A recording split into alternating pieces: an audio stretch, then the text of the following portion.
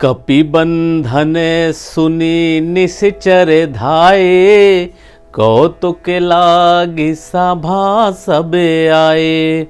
नमस्कार, जय सिया राम। श्री गोस्वामी तुलसीदास जी के द्वारा रचित श्री रामचरितमानस के पंचम सोपान सुंदरकांड की 181वीं चौपाई। प्रसंग उस समय का है कि जब हनुमान जी महाराज माता जानकी जी का पता करने के लिए रावण के किले में अशोक वाटिका में पहुंचकर माँ जानकी जी से मिलकर प्रभु श्री रामचंद्र जी के सारे संदेशों को कहकर सुनाते हैं और अंत में माता जानकी जी से कहते हैं कि हे माते, इन सुंदर फलों को देख करके मुझे बहुत जोरों से भूख लगी है, यदि आप आज्ञा दें।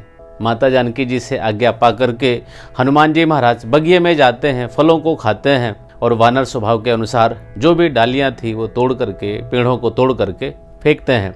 वहाँ की रखवाली करने वाले जो राक्षस थे वे हनुमान जी महाराज को मारना चाहते हैं। हनुमान जी महाराज उन सभी राक्षसों को मार करके खत्म कर देते हैं और जो कुछ अधमरे थे वे भाग करके, दौड़ लगा करके रावण से पुकार लगाते हैं कि बहुत बड़ा भारी वानर आया है, बगिए को उजाड़ रहा है। रावण और ज्यादा सेनाओं को भेजता है कि जाओ उसको मारो। हनुमान जी महाराज उन सभी को भी मार के खत्म कर देते हैं। तब रावण अक्षय कुमार को भेजता है।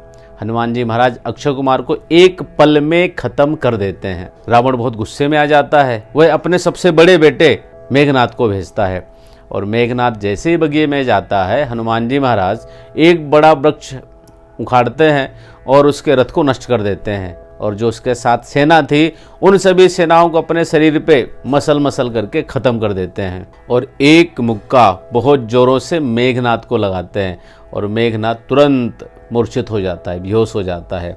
और जब कुछ देर बाद उसको होश आता है, वह खड़ा होकर के बहुत सारी माया करने लगता है कि मैं हनुमान जी को जीत जाऊं, पर हनुमान जी तो हनुमान जी हैं। अंत में मेघनाथ फिर ब्रह्मास्त्र का प्रयोग करता है और ब्रह्मास्त्र के प्रयोग को देखते हुए हनुमान जी महाराज मन में विचार करते हैं कि यदि मैं ब्रह्मास्त्र को नहीं मानूंगा तो ब्रह्मा जी की महिमा मिट जाएगी। और जैसे ही मेघनाथ ब्रह्म बाण चलाता है, हनुमान जी महाराज मूर्छित हो जाते हैं। हनुमान जी महाराज को बेहोश देख करके मेघनाथ हनुमान जी महाराज को बांध करके ले जाता है और जैसे ही ले जाता है तब भोलेनाथ माता पार्वती जी से कि भला हनुमान जी जैसे दूत को कोई बांध सकता है, वो तो खुद ही प्रभु का कार्य करने के लिए स्वयं बंध गए हैं। इसी के आगे की कथा कि जब हनुमान जी महाराज सभा में जाते हैं तो होता क्या है वह इस चौपाई में वर्णित है। तो चौपाई क्या कहती है?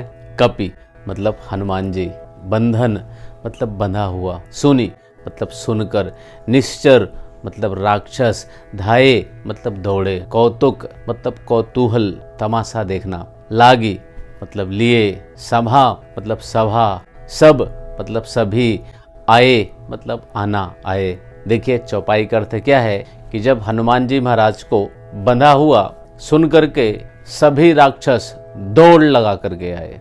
हनुमान जी महाराज को बंधा हुआ सुन करके राक्षस दौड़े और किस लिए दौड़े?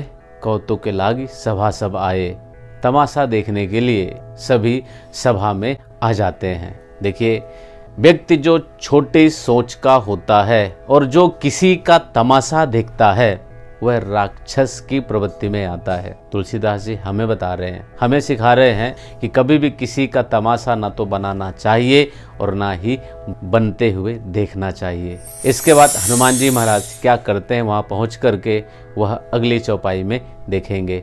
जय सिया राम, जय हिंद।